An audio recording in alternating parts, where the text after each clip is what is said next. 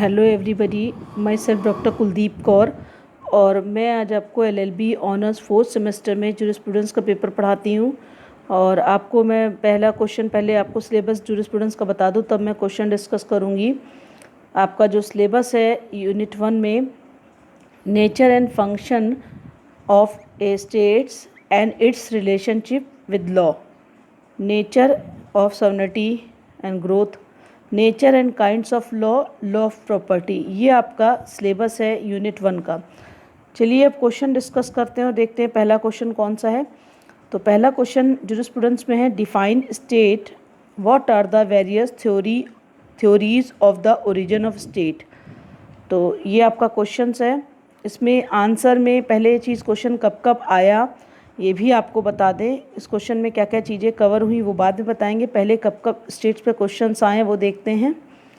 और अनसॉल्व में देखा जाए तो 2010 से अनसॉल्व आपके पास है और 2010 में ही पहला लॉन्ग क्वेश्चन ये आया है, define state, discuss the social contract theory of the origin of state. उसके बाद आप स्टेट देखेंगे कब कब, और अब आया 2011 में स्टेट के साथ लॉ का रिलेशन पूछा जा रहा है।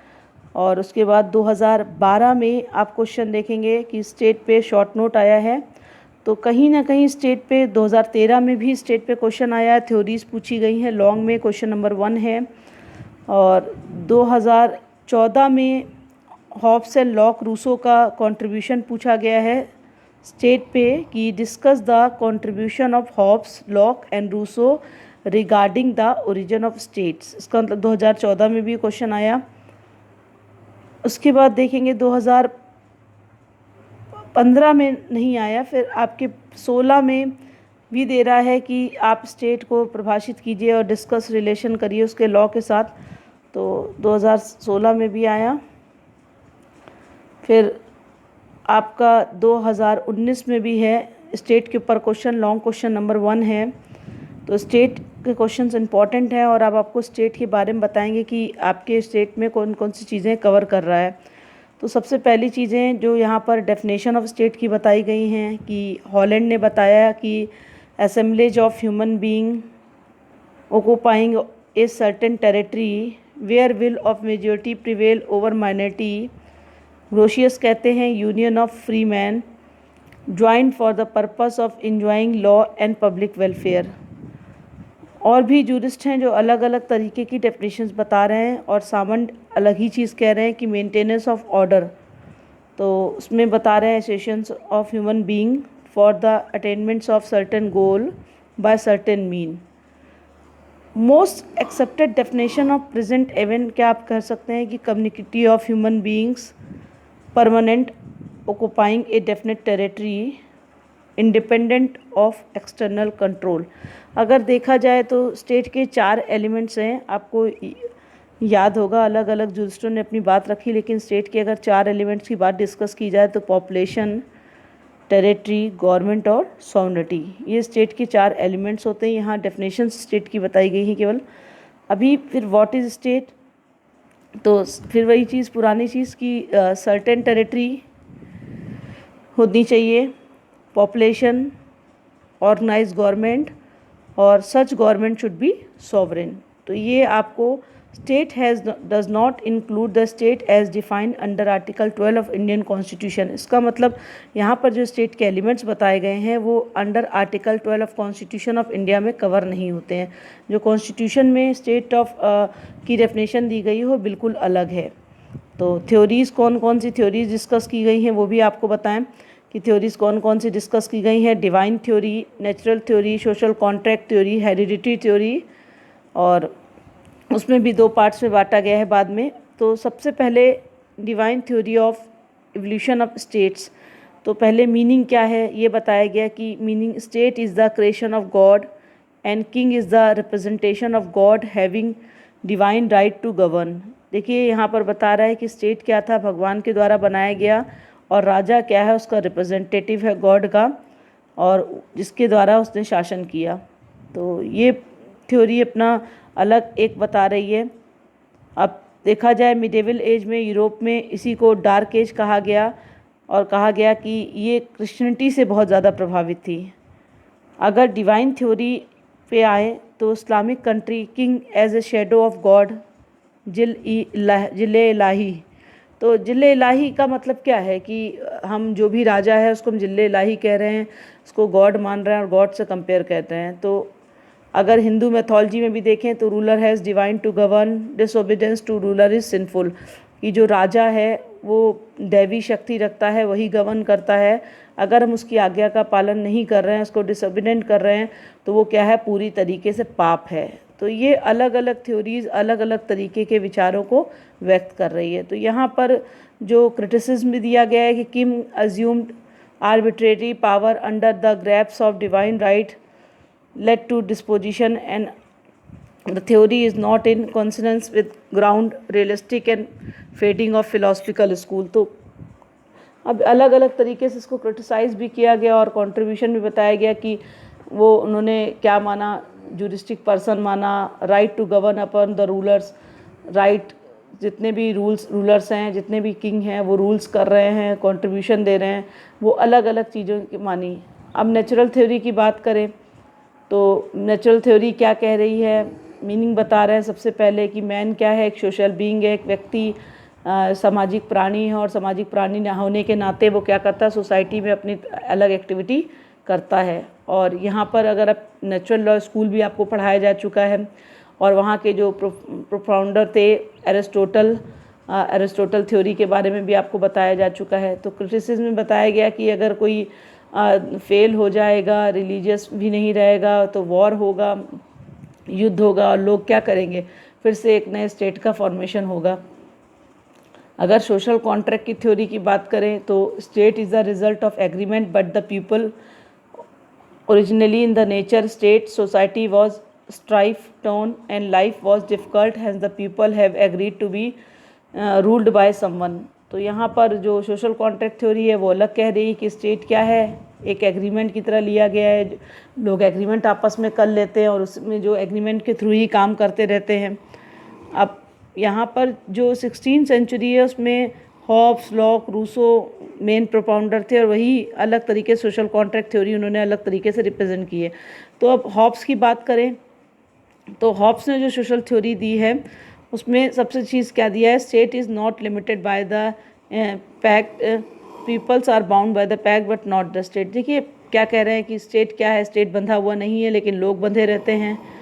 अब अलग तरीके से ये थ्योरी दी। और हॉब्स के बारे में आपने याद होगा, आपको थॉमस हॉब्स आप पढ़ चुके हैं लेवियाथन में, वहाँ पर भी उन्होंने कहा था कि जो राजा है वो राज्य कैसे चल सकता है, बिना तलवार के चल सकता है लेकिन बिना शब्दों के नहीं चल सकता। आपको याद होगा लेवियाथन में भी स्टेटमेंट दिया था इन्होंने। तो जॉन लॉक हैं, जॉन लॉक ने भी अपना अलग तरीके से प्रेजेंट किया, कहा कि king to rule was limited by the parliament and people liberties were restricted. तो जो किंग है वो क्या कर रहा है, अपने आप को रिप्रेजेंट करता है। कहाँ पर रिप्रेजेंट करता है, उसके पास अनलिमिटेड अथॉरिटी होती है, वो रिप्रेजेंट करता है। और लोग क्या करते हैं, लोगों को बहुत स्वतंत्रता मिलनी चाहिए।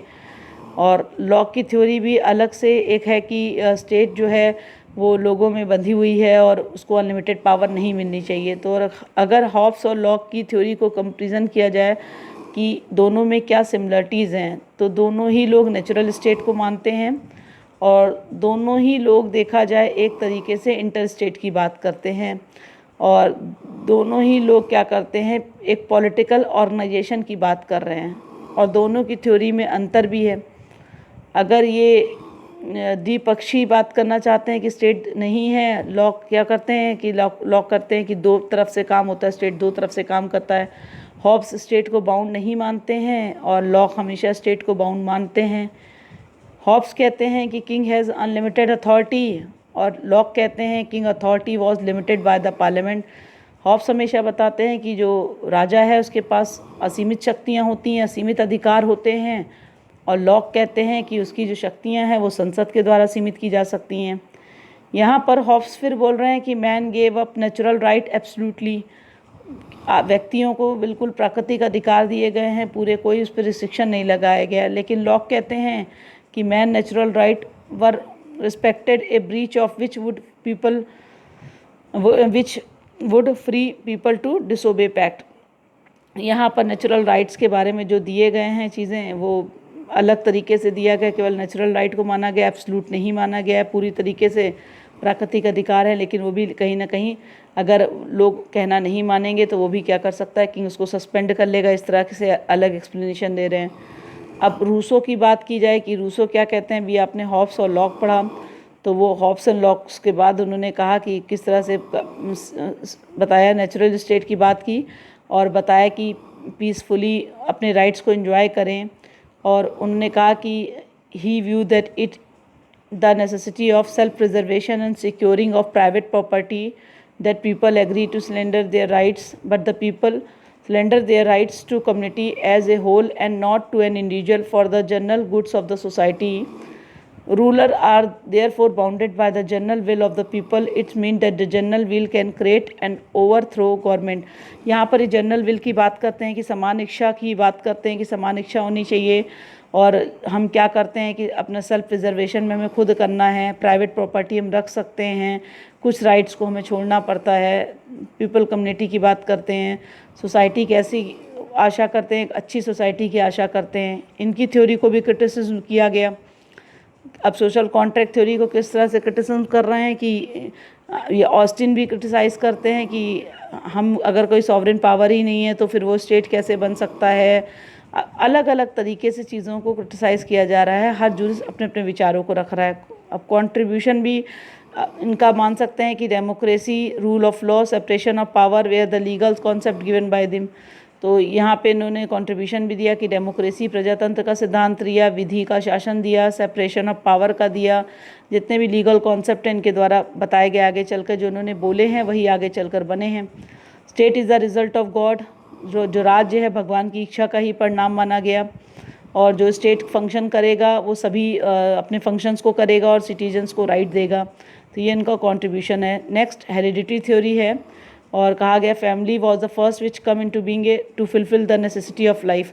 हमारे जीवन में सबसे पहले परिवार आता है, वही हमारे आवश्यकताओं को पूरा करता है, चाहे गांव हो, गांव में समूह हो, सभी इनको मिलाकर स्टेट बनाया गया। अब यहाँ पर दो तरीके की भी आए, एक पितृसत्तात्मक और एक मातृसत्तात्मक। पितृसत्तात्मक पिता की ओर से हेनरी मैन जो हैं वो मेन उसके हेड हैं, और कहते हैं कि वहाँ पर group of origin of state, यही राज्य की उत्पत्ति का उत्तरदायक है जो पिता की ओर से हुआ। जो मातृसत्तात्मक थ्योरी के जो सपोर्टर हैं मैकलेन, जैक्स, ये अलग तरीके के विचारों को व्यक्त कर रहे हैं।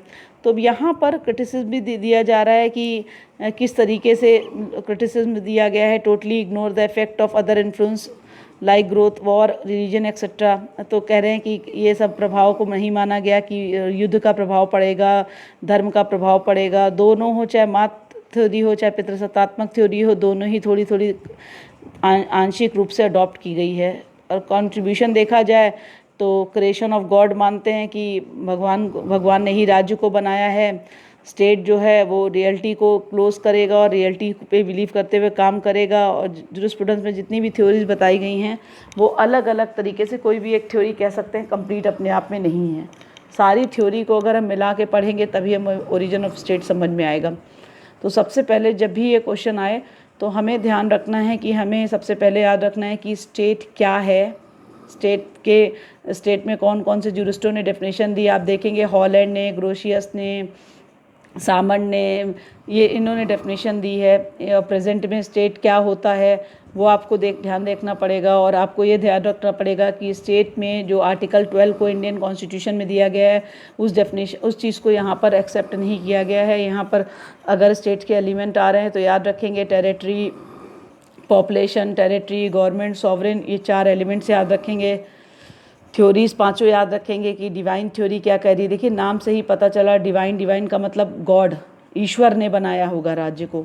नेचुरल थ्योरी प्राकृतिक रूप से अपने आप बनी होगी। सोशल कॉन्ट्रैक्ट थ्योरी इसका मतलब सामाजिक संविदा किया होगा, समाज ने आपस में कॉन्ट्रैक्ट किया होगा तब राज्य का निर्माण किया होगा। और हेरिडिटी थ्योरी की क्या विरासत किस तरह से पिता ने की तरफ से या माता की तरफ से राज्य का निर्माण किया गया, पिता की तरफ से बच्चों के पहले हुए, फिर वहाँ से निर्माण हुआ राज्य का। या मातृसत्तात्मक थ्योरी कहती है कि माताओं ने राज्य का निर्माण किया। तो ये सब थ्योरी अपने अपने नाम के अनुसार अपने चीज़ों को एक्सप्रेस कर रही है। अगर आप इतनी बातें याद रख लेंगे तो आपको चीज़ें याद हो जाएंगी। और एक चीज़ आपको और ध्यान देना है कि ये सब थ्योरी आप कहीं ना कहीं पढ़ के आए हैं आप स्कूल्स में, तो वहाँ से कनेक्ट करते हुए आपको थोड़े जूरिस्टों के नाम याद रखने पड़ेंगे, जैसे हॉब्स, लॉक, रूसो।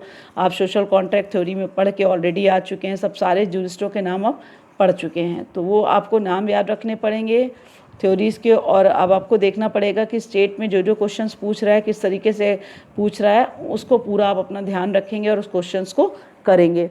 क्वेश्चंस को याद करने के लिए आप उनको फिंगर टिप्स याद करिए कि हॉब्स और लॉक ने कौन कौन से अंतर बताए। कोई ज़रूरी नहीं कि आप उसका कंट्रीब्यूशन लिखें, आप उसको डिफरेंस देकर सिमिलरिटी बताकर एक दो कंट्रीब्यूशन नहीं भी लिखेंगे तब भी वो आंसर कंप्लीट माना जाएगा।